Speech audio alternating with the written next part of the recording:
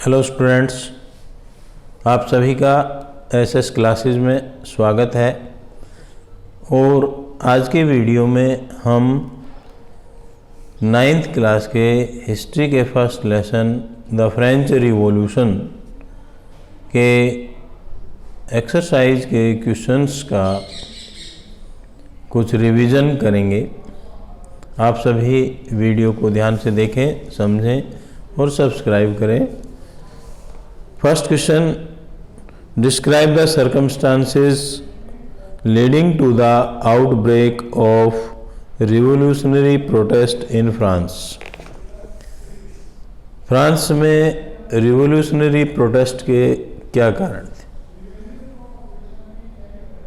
बेटा, जैसा आपने अपने लेसन में रीड किया है कि क्रांति से पहले फ्रांस की जो इकोनॉमिक पॉलिटिकल कंडीशंस थी वो बहुत अच्छी नहीं थी। युद्ध के बाद स्थिति खराब हो चुकी थी। तो ये कुछ कारण थे जिससे फ्रांस रिवॉल्यूशन का स्टार्ट हुआ, जिनको हम संक्षेप में मैं आपको इस वीडियो के माध्यम से समझाने का प्रयास करूँ। First, in 18th century French society was divided into three estates. That is, three estates: the clergy, the nobility, and the third estate is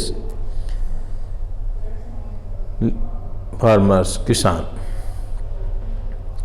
which including third state also including businessmen, officials, peasants, artisans. The clergy and the nobility were exempted from taxes. Only the third state has pay taxes. अर्थात जो French revolution से पहले, जैसा मैंने बताया, France से जो समाज था वो 3 स्टेट्स में डिवाइड था, जिनमें नोबल्स, क्लर्गी और आपका पीजेंट्स, छोटे किसान, व्यापारी, सब थर्ड स्टेट में आते थे। और फ्रेंच सोसाइटी की इसका सबसे बड़ी जो एक विशेषता थी वो क्या थी कि जो फर्स्ट 2 स्टेट्स थे, that is clergy and nobility, they don't pay taxes. वो कोई टैक्स नहीं देते थे। टैक्स किसको देना होता था? थर्ड स्टेट्स के लोगों को। थर्ड स्टेट में जो लोग शामिल थे वो टैक्स देते थे। तो वार के कारण जो इसकी स्थिति खराब हो गई थी, तो उससे सरकार को टैक्स बढ़ाने की ज़रूरत हुई, क्योंकि पहले ही जो थर्ड स्टेट था उस पर टैक्सेस का बहुत ज़्यादा भार था, तो और टैक्स बढ़ाने थे। ठीक है, तो 3 स्टेट थे जिसमें ज़मीन का जो ओनर कौन था? फर्स्ट 2 स्टेट्स थे, क्लर्गी और नोबिलिटी ओनर्स थे। और जो थर्ड स्टेट था आपका पीजेंट्स और वर्कर्स, वो काम करते थे, वही टैक्स देते थे, जबकि उनके पास पैसे कम थे। तो पहली कंडीशन, तो जो सोशल कंडीशन है फ्रांस की, वो आपका फ्रेंच रिवॉल्यूशन के लिए जिम्मेदार। दूसरा, increase of population. The population of France increased rapidly in the 1780s. युद्ध के बाद जो 1780s में फ्रांस की जो पॉपुलेशन था उसमें तेजी से वृद्धि हुई। This led to a rapid increase in the demand of food grains. बेटा, जैसे पॉपुलेशन बढ़ेगी तो फूड ग्रेन्स की डिमांड भी बढ़ेगी, और फूड ग्रेन्स का जो प्रोडक्शन था वो बढ़ा नहीं, डिमांड बढ़ रही। तो इससे क्या होगा? जब डिमांड ज़्यादा हो जाएगी और सप्लाई कम रहेगी तो उसका क्या असर पड़ेगा? कीमतें बढ़ जाएगी। और फ्रांस में भी यही हुआ। फूड ग्रेन्स की जो कीमत थी, जो खाद्य पदार्थ थे, उनकी कीमतों में तेज़ी से वृद्धि होने लगी। तो सेकंड जो कॉज है फ्रेंच रिवॉल्यूशन का, इंक्रीजिंग पॉपुलेशन। थर्ड क्या था? थर्ड में है आपका मोस्ट ऑफ द वर्कर, ज़्यादातर जो मजदूर थे वो किसके रूप में काम कर रहे थे? Employed in workshops. और उनके जो ओनर थे, वर्कशॉप के जो ओनर थे, वो उनको फिक्स वेजेस देते थे। बट प्राइसेस जैसे बढ़े फूड ग्रेन्स के, तो जो उनको तनख्वाह मिलती थी उससे उनका काम नहीं चलने लगा, क्योंकि महंगाई बढ़ गई, हर चीज़ के रेट बढ़ गए, खासकर फूड ग्रेन्स के। तो फूड ग्रेन्स का रेट बढ़ने से उनकी जो पैसे थे वो कम हो गए, यानी कि उनको जो तनख्वाह थी उससे उनका गुजारा नहीं हो रहा था। इसलिए जो रिच और पुअर थे, अमीर और गरीब थे, उनके बीच में डिससेटिस्फैक्शन हो गया। पुअर थे वो ज़्यादा डिससेटिस्फाइड हो गए सरकार से, और उन्होंने सरकार को चेंज करने का मन बनाया।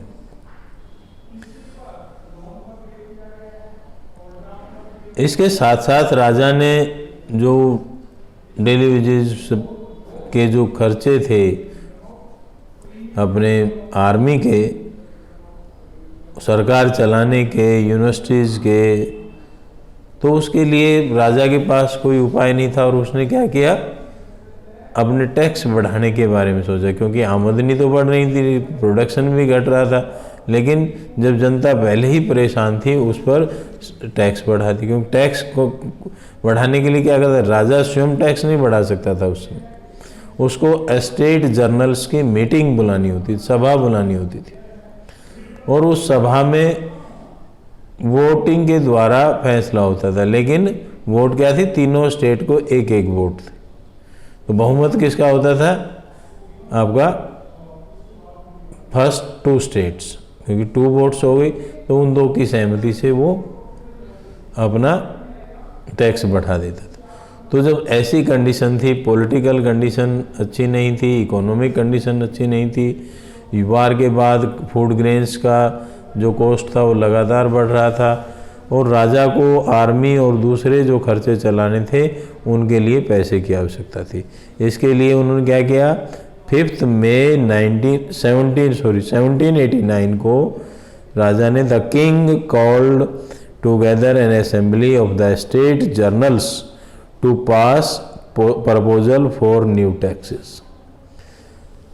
नए टैक्स लगाने का जो प्रपोजल था उनको स्टेट जर्नल्स की मीटिंग बुलाई गई, किसके द्वारा? राजा के द्वारा, 1789।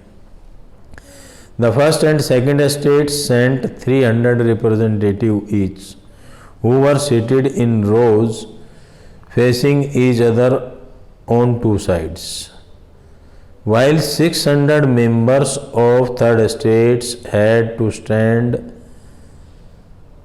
at the back. Voting in state journals in the past had been conducted according to the principle that each state had 1 vote. This time too Louis XVI was determined to continue the same practice, but the members of the third states demand that each member would have 1 vote. When the king rejected this proposal, they walked out of the assembly in protest. It means कि राजा ने taxes बढ़ाने के लिए state journals की meeting बुलाई, और जो first 2 states थे आपका कलरगी और नोबल्स, उनके 300 मेंबर्स थे, और दोनों नेशनल असेंबली में आमने सामने बैठ गए।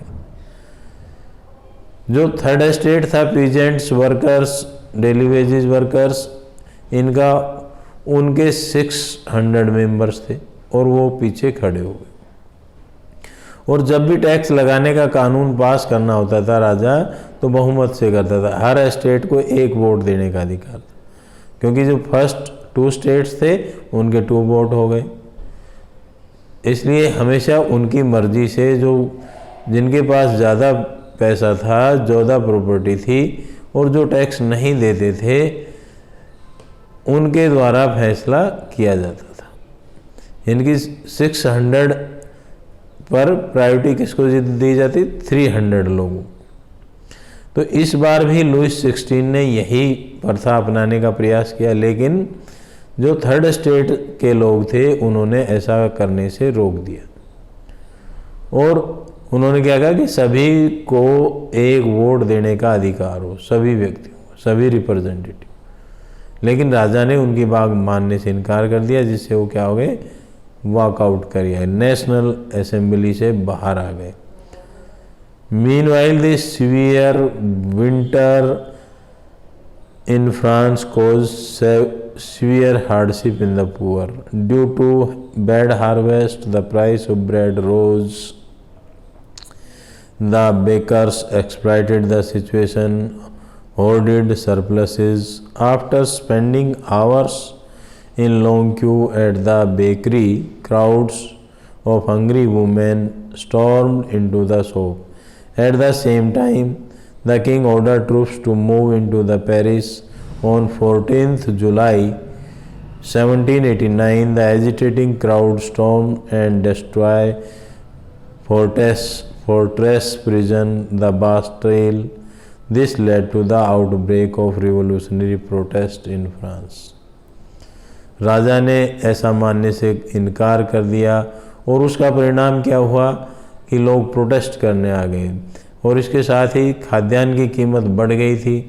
लोगों को लाइन में खड़ा होकर खाद्यान्न खरीदना होता था, जिससे औरतों ने क्या कर दिया, एक तरह से विद्रोह कर दिया और ये फैल गया, जिसके बाद उन्होंने बास्तील के जो किला था उसको ध्वस्त कर दिया। ये फ्रेंच रिवॉल्यूशन के से पहले के सरकमस्टांसेस फ्रांस के थे। फर्स्ट क्वेश्चन आप अच्छी तरह से रीड। सेकेंड क्वेश्चन है आपके exercise, which group of French society benefited the revolution, which groups were forced to relinquish power, which section of society would have been disappointed with the outcomes of the revolution। 3 question दिए हुए हैं इसमें। जैसे तो 3 states थे, जैसा आपने read किया, तो कौन सा स्टेट को फ़ायदा हुआ रिवॉल्यूशन से, किसको नुकसान हुआ, किसी को कोई फ़र्क रिवॉल्यूशन से नहीं पड़ा। First, the wealthier middle class people who were also educated benefited from the revolution. These people were capable enough to seize power as soon as the Jacobin government fell। तो सबसे ज़्यादा फ़ायदा किसको हुआ, जो रिच पीपल थे, जो धनी लोग थे, उनको फ़ायदा हुआ और उन्होंने सत्ता पर धीरे धीरे जैकोबिन के बाद कब्जा कर लिया। दूसरा, the privileged class that include the clergy and the nobility was forced to give up powers. किनको नुकसान हुआ, जो टॉप के 2 स्टेट थे, आपका नोबिलिटी और क्लर्गी, उन पर प्रेशर बनाया गया जनता के द्वारा कि वो पावर जो वो है अपनी पावर को छोड़ दे, सत्ता को छोड़ दे। The National Assembly passed a decree that abolished the age old feudal system of obligations and taxes. राष्ट्रीय असेंबली ने जो वर्षों से चली आ रही प्रथा थी, जो मालिक होते थे क्लर्गी और नोबिलिटी, उनको समाप्त कर दिया। Taxes levied by the church were also abolished. Church के द्वारा जो टैक्स लगाया जाता था उसको टाइथ कहते थे, उसको भी समाप्त कर दिया गया। Land owned by the church were also confiscated. जो चर्च के पास भूमि थी उसको भी बांट दिया गया। तो नुकसान किसको उठाना पड़ा, फ़ायदा किसको हुआ, जो वेल्थियर पीपल थे। नुकसान किसको उठाना पड़ा, जो आपका क्लर्गी और फ्यूडल जो लोग के आपका सोसाइटी में लोग थे। Third, non property section of society and women would have disappointed. अब जिनके पास प्रॉपर्टी नहीं थी, औरतें, वो जो फ्रेंच रिवॉल्यूशन के बाद डिसअपॉइंटेड हुई। क्यों हुई, क्योंकि इनको पैसिव सिटीजन मान लिया गया। जो टैक्स नहीं देता था उसको वोट देने का अधिकार नहीं था। इसी तरह वुमेन को भी पैसिव सिटीजन माना। तो क्रांति के कारण इन दोनों को निराशा हाथ लगी। ये दोनों जो वर्ग थे वो disappointed by the revolution. These people were classed as passive citizens, have no right to vote. Women's demand for voting rights continued for many years. It was finally in 1946 they won this right. औरतों ने काफ़ी समय तक voting right के लिए संघर्ष किया और 1946 में उन्हें वोटिंग राइट प्राप्त हुआ. It is the second question of your exercise. Third is draw up the list democratic rights we enjoy today whose origin could be traced to the French revolution. वो कौन से अधिकार हैं जिनका ओरिजिन हम French revolution में ढूंढते हैं. उनकी एक लिस्ट बनानी है आपको और वो लिस्ट में कौन कौन से राइट्स आएंगे. Right to life, right to equality, freedom of speech and expression and thought, equality before law, right to vote and be elected for political offices, right to property, right to resist oppression, right to justice and security. Fifth question इसमें आता है, would you agree with the view that the message of universal right was assets with contradiction, besets with contradiction, कि जो rights की जो सार्वभौमिक घोषणा थी वो कंट्राडिक्शन से भरी हुई थी. This message of universal rights was with contradictions because first the declaration of right of man and citizen laid stress on equality, but a large section of society was denied to it. It means ये किस पे depend करता है, equality पे, लेकिन समाज के एक बहुत बड़े वर्ग को ये इसका हिस्सा नहीं दिया. All rights were given to men with property.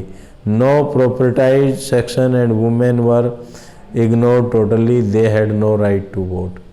अर्थात वोटिंग राइट किसको दिया गया, जो आदमी थे और जिनके पास प्रॉपर्टी थी.